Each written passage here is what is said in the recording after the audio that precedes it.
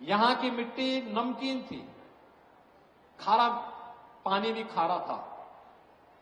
लेकिन उनके चमत्कार ने इसे स्वर्णमय बना दिया है। आज आप देखते होंगे पवित्र आमी नदी यहां बह रही है। जो फसलें सब जगह होती हैं वैसे ही यहां पर भी होती हैं। पानी यहां का मीठा हो गया और संत कबीर की चमत्कार से ये पूरा जनपद चमत्कृत भी हो उठा। इसलिए कबीर महोत्सव ही यहां की पहचान है, इस जनपद की पहचान है। और जनपद का नामकरण भी इसीलिए संत कबीर के नाम पर ही संत कबीर नगर के रूप में इस जनपद को हम सब जानते हैं।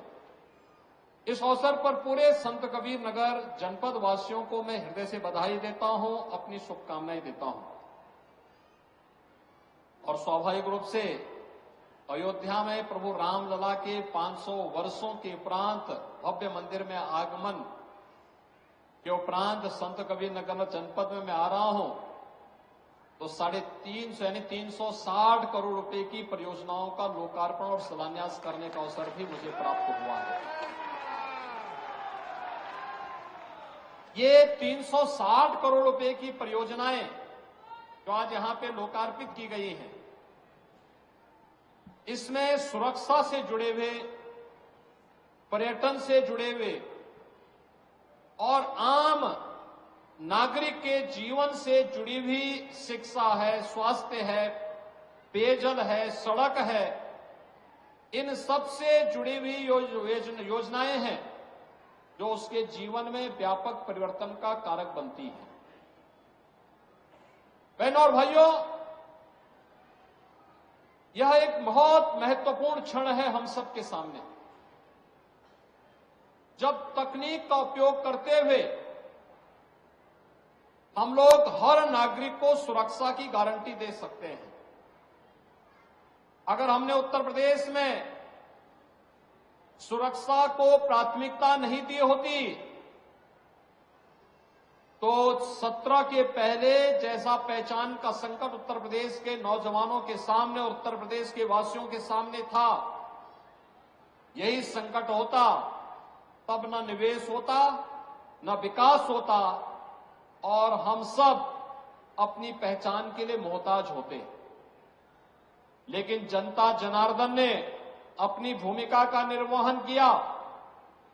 डबल इंजन की सरकार प्रदेश में आई और आज परिणाम है कि सुरक्षा का एक बेहतर वातावरण भी मिला। विकास की योजनाएं प्रभावी ढंग से क्रियान्वित हो रही हैं और विकास की योजनाओं के साथ साथ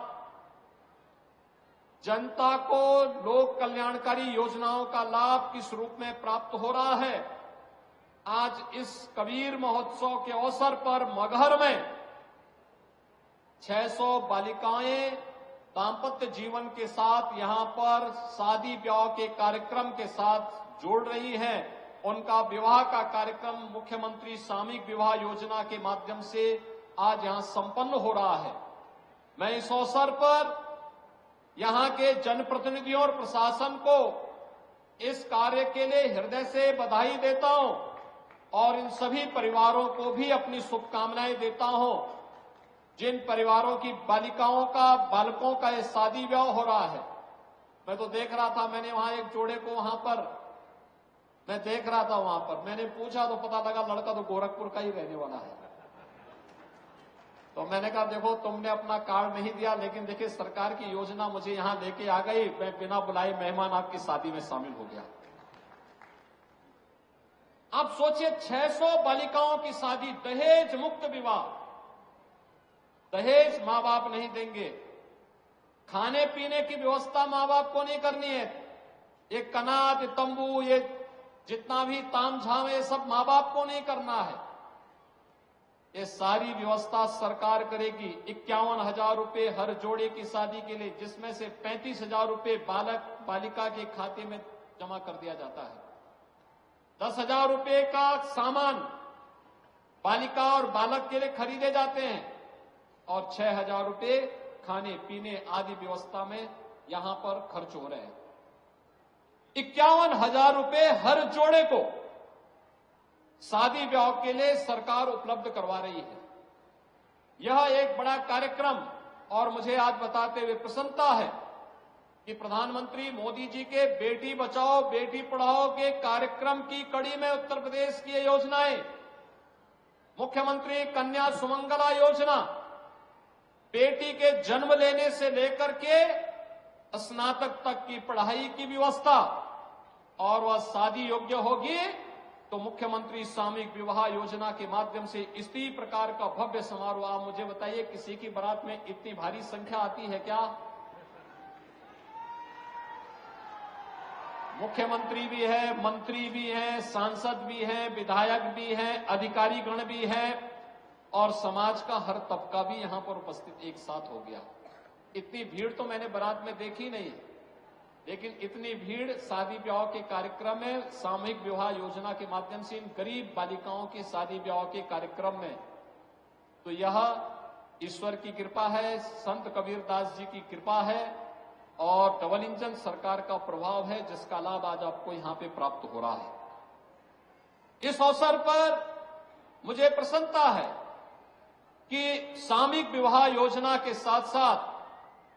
संत कबीर नगर जनपद एक नया जनपद, एक लंबी यात्रा नहीं हुई,